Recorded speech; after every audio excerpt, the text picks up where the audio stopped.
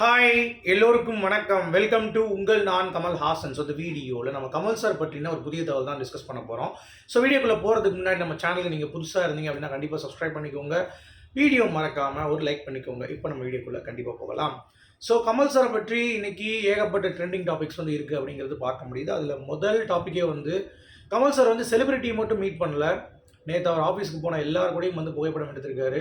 So சின்ன Instagram page வச்சுருக்கவங்களிருந்து பெரிய celebrity வரைக்கும் நேற்று வந்து மீட்டிங் நடந்திருக்கு. கிட்டத்தட்ட ஒரு 3 மணி நேரம் கமல் சார் வந்து எல்லார் கூடயும் வந்து பார்த்துட்டு விஷ் பண்ணி ஃபோட்டோ எடுத்திருக்காரு. அப்படிங்கிற அந்த ஒரு குணம் அப்படிங்கிறது வந்து பார்த்தீங்க அப்படின்னா நிஜமாகவே மெய்சில் இருக்க வைக்கிது. ஏன்னா அவ்வளோ பிஸியான ஷெடியூல் டைம்லேயும் வந்து அவர் எல்லாத்தையும் பார்த்துட்டு ஃபோன்லாம் பேசியிருக்காரு. கமல் சாருடைய மக்கள் நீதி மைய தொண்டர்களுக்கு தலைவர்களுக்கு எல்லாம் பார்த்தீங்கன்னா ஃபோனில் வந்து வாய்ஸ் கால் மூலமாக வந்து அவர் வந்து பண்ணியிருக்காரு. நம்ம தான் வந்து அவர் அப்ரோச் பண்ணுறது எப்படின்னு தெரில. ஸோ அதனால் நான் எதுவுமே வாழ்த்து வந்து எனக்கு வாங்கலை நான் அவர்கிட்ட இருந்து. பட் இட்ஸ் ஓகே, நான் நேர்லேயே பார்த்து சம்பவம் பண்ணியிருக்கேன் ஒரு வட்டம் அப்படிங்கிறதுனால எனக்கு அந்த ஒரு சந்தோஷம் போதும். நான் வந்து ஒரு தடவையாச்சும் கமல் சார் பார்க்கணுங்கிறது என்னுடைய ஒரு ஆசையாக இருந்தது. அது பார்த்துட்டேன். ஒரு 4 இயர்ஸ் முன்னாடி நம்ம சேனல் வந்து ஆரம்பித்தப்ப அரசியலில் கமல் சார் ரொம்ப ஆக்டிவாக இருக்கும்போது நான் வந்து வீடியோஸ் போட்டுட்டு அதை பார்த்துட்டு கமல் சார் ஆஃபீஸ்லேருந்து எனக்கு நேராக அழைப்பு வந்துச்சு அப்படிங்கிறது தான். அது வந்து எனக்கு ரொம்ப சந்தோஷமான தருணம். அது போதும். பட் இதனால இன்னும் கொஞ்சம் கஷ்டமாக தான் இருக்குது. எல்லாம் பார்க்குறப்ப நம்மளும் பார்க்கணும்னு தோணுது. ஆனால் எப்படி வழி அப்படிங்கிறது தெரில நமக்கு. ஸோ அதுதான். ஏன்னா எல்லாருமே போய் பார்த்துட்டு ஃபோட்டோ எடுத்தாங்க. அந்த மக்கள் நீதி மையத்தில் இருந்துக்கிறவங்களும் வந்து ஃபோட்டோஸ்லாம் பார்த்தேன். அது எப்படி அப்ரோச் பண்ணணும்னு தெரில. முந்தி என்ன இன்ட்ரோ கொடுத்த சரத் பாபுன்னு சொல்லிட்டு ஒருத்தர் இருந்தார். அவர் வந்து வேலையை விட்டு இப்போ பிஜேபி போயிட்டார். அதனால் நமக்கு வந்து இப்போ அப்ரோச் பண்ணுறது எப்படி கமல் சார் அப்படிங்கிறது தெரியல. ஸோ உங்களுக்கு யாராவது தெரிஞ்சால் சொல்லுங்கள். மீட்டிங் வந்து யாராவது அரேஞ்ச் பண்ண முடியுமா? இல்லை மீட் பண்ணுறப்ப யாராவது கூப்பிட்டு போனீங்கன்னா கண்டிப்பாக கூப்பிட்டு போங்க அப்படிங்கிறத சொல்லிவிட்டு இப்போ அடுத்து என்னன்னா இன்ஸ்டாகிராமில் ஜெய் பிரின்ஸ் அப்படின்னு சொல்லிட்டு ஒருத்தர் இருக்கார். அவர் ஏஐ ஒர்க் வந்து ரொம்ப ஸ்பெஷாலிட்டியாக வந்து பண்ணுறாரு. ஓகே, அவருக்கு வந்து பார்த்தீங்கன்னா கமல் சார் கூப்பிட்டு வச்சு பாராட்டு தெரிவித்து அவர்கிட்ட பேசியிருக்காரு, ஃபோட்டோ எடுத்திருக்காரு அப்படிங்கிறத பார்க்க முடியுது. அடுத்து கமல் சார் வீட்டில் ஒரு தட்டப்புடலான விருந்து. சரியா? யாருக்குன்னு பார்த்தீங்கன்னா நம்ம ஸ்டாலின் அவர்கள், முதல்வர் ஸ்டாலின், அப்புறம் வந்து துணை முதலமைச்சர் உதயநிதி ஸ்டாலின் அவர்கள் அவங்க ஃபேமிலியோடு சேர்ந்து வந்து கமல் சார் வீட்டில் வந்துட்டு சாருகாசன் அவர்கள்ட்ட பேசிட்டு எல்லாரும் சேர்ந்து உட்காந்து பேசிட்டு அதுக்கடுத்து சாப்பாடு சாப்பிட்டுட்டு அந்த வைப்பை வந்து கிரியேட் பண்ணிட்டு போயிருக்காங்க. எங்கேயுமே முதல்வர் ஸ்டாலின் அவர்கள் போக மாட்டாராமே.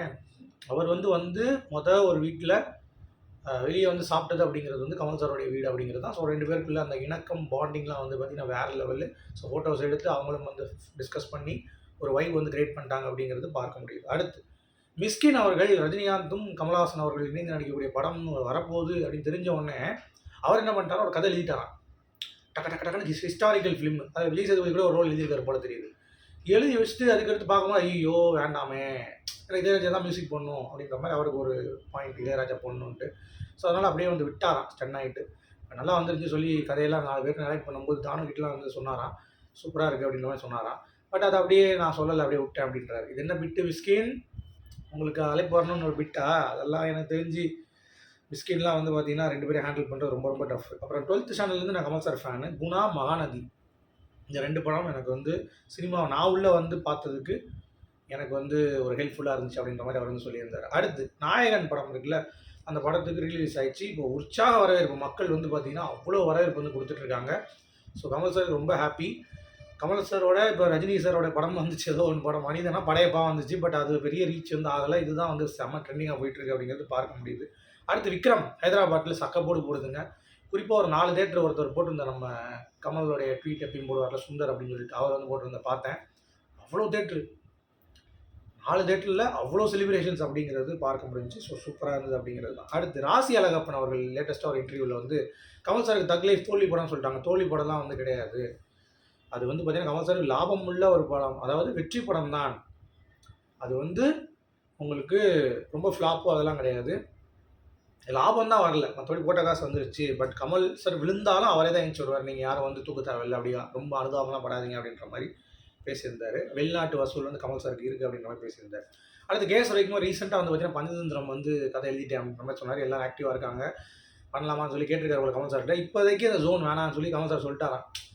அப்போ ஒரு நிகழ்வு வந்து ஷேர் பண்ணார். கமல் சார் வந்து ஹேரா முடிச்சுட்டு தெனாலி வரும் பொழுது அடுத்து ஆளவந்தான் படத்துக்கு பிக்பருக்கு உடம்புலாம் வைக்க ஆரம்பிச்சிருக்கோம். கிளைமேக்ஸ் நான் யூஸ் பண்ணிக்கிறேன்னு சொல்லிட்டு கையை வந்து இப்படி வைக்கும்போது ஆம்ஸ் தெரியுற மாதிரி ஒரு ஃபைட் வரும் தெரியுமா? அதெல்லாம் வந்து கமல் சாரோடைய அந்த ஒரு டெவலப்பிங் நந்துவோட பாடி டெவலப் ஆகிட்டு இருக்கிறப்ப நம்ம கேசரிக்கும் அதை யூஸ் பண்ணிட்டார் அப்படின்ற மாதிரி வந்து பேசிகிட்டு இருந்தால் அது நல்லா இருந்தது அப்படிங்கிறது தான். அப்புறம் கமல் சாருக்கு 150 கோடி ரூபா கடன் இருக்குது. அதனால தான் வந்து ரஜினி சாரோடைய இந்த படம் எடுக்க போகிறாரு தலைவர் 173 அப்படின்றாங்க. டேய் 150 கோடி கடன் இருந்தால் எப்படா எடுக்க முடியும் லூசுங்களா அப்படின்ற மாதிரி தான் இருந்துச்சு.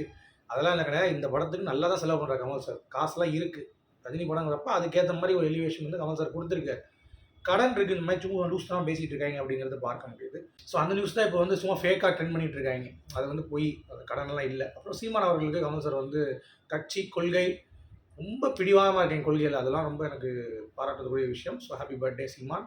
உங்கள் கூட நான் 2லேயும் பயணம் பண்ணுறதுக்கு எனக்கு ரொம்ப ஹாப்பியாக இருக்குது அப்படின்ற மாதிரி கமல் சார் வந்து ட்வீட் போட்டிருக்காரு. அடுத்து நாயகன் படம் வந்து தடை விதித்து சென்னை உயர்நீதிமன்றத்துக்கு போட்டிருந்தாங்கல்ல, அதெல்லாம் முடியாது. நானே 16 தடவை பார்த்துருக்கேன். எனக்கு ஒவ்வொரு சீன் இல்லாமல் சொல்ல முடியும்னு சொல்லிட்டு நீதிபதி ஒருத்தர் வந்து போட்டு தடையெல்லாம் வந்து போட முடியாது போங்கடா அப்படின்ட்டாரான். ஃபேர் லெவலில். அவ்வளோதான் கைஸ், உங்களுடைய கருத்துக்கள். மீண்டும் சந்திப்போம்.